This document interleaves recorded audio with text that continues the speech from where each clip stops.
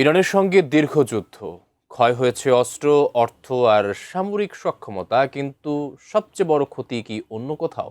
আমেরিকার মিত্ররাই এখন তুলছে কঠিন প্রশ্ন। বড় সংকটে থাকা ওয়াশিংটন কি সবাইকে একসঙ্গে রক্ষা করতে পারবে?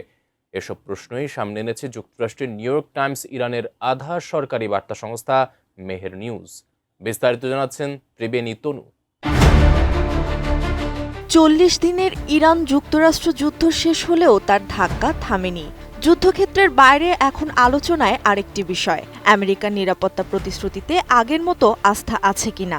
ইরানের Mehr news agency New York টাইমসের বিশ্লেষণ তুলে ধরে বলেছে, এই যুদ্ধ ওয়াশিংটনের সামরিক শক্তির পাশাপাশি তার বিশ্বাসযোগ্যতাকেও কঠিন পরীক্ষার মুখে ফেলেছে। দীর্ঘদিন ধরে যুক্তরাষ্ট্রের মিত্ররা ধরে নিয়েছিল, বিশ্বের যে কোনো প্রান্তে সংকট তৈরি হলে ওয়াশিংটন দ্রুত সহায়তায় এগিয়ে আসবে। কিন্তু ইরান যুদ্ধ নতুন বাস্তবতার সামনে এনেছে।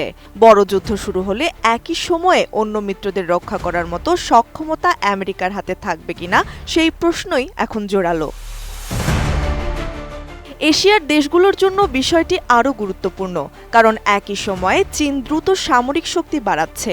দক্ষিণ চীন সাগর থেকে তাইওয়ান প্রণালী পর্যন্ত উত্তেজনা বাড়ছে নানা অঞ্চলে। এমন পরিস্থিতিতে যুক্তরাষ্ট্রের সামর্থ্য নিয়ে সামান্য সংশয়ও নিরাপত্তা পরিকল্পনায় বড় পরিবর্তন আনতে পারে। উদাহরণ হিসেবে উঠে এসেছে ফিলিপাইনের নাম। চীনের সঙ্গে সমুদ্র সীমা নিয়ে বিরোধের কারণে দেশটি দীর্ঘদিন ধরে আমেরিকার নিরাপত্তা সহযোগিতার উপর নির্ভর করেছে।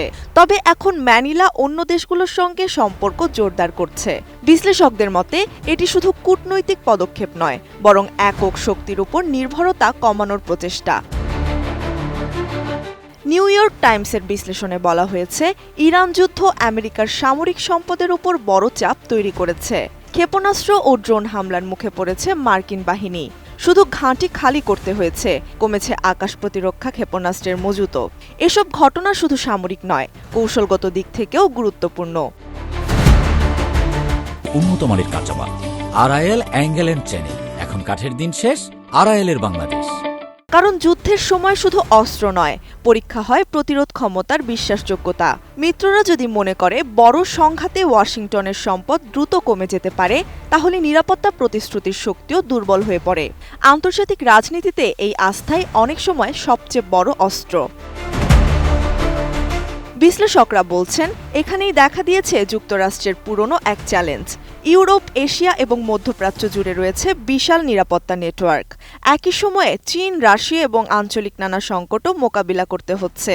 ফলে একটি বড় যুদ্ধ অনেক সম্পদ আটকে দিলে অন্য অঞ্চলে দ্রুত সাড়া দেওয়া কঠিন হয়ে যেতে পারে।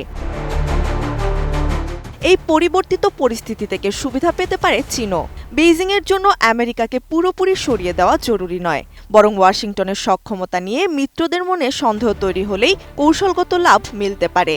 তখন এশিয়ার দেশগুলো বিকল্প নিরাপত্তা সম্পর্ক গড়ে তুলতে আরও আগ্রহী হবে। বিশ্লেষকদের মতে, অস্ত্রের মজুত আবার তৈরি করা সম্ভব, নতুন সামরিক সরঞ্জামও কেনা যায়, কিন্তু হারানো আস্থা ফিরিয়ে আনা অনেক কঠিন। কারণ নিরাপত্তার প্রশ্নে দেশগুলো সিদ্ধান্ত নেয় অভিজ্ঞতা আর বাস্তবতার ভিত্তিতে।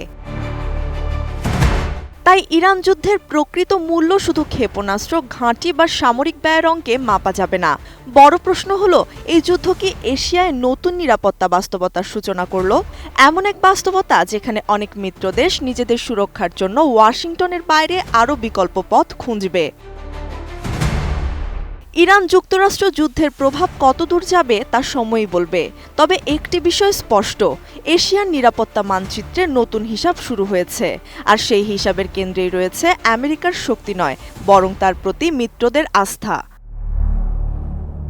ত্রিবেণী তনু, ATN নিউজ।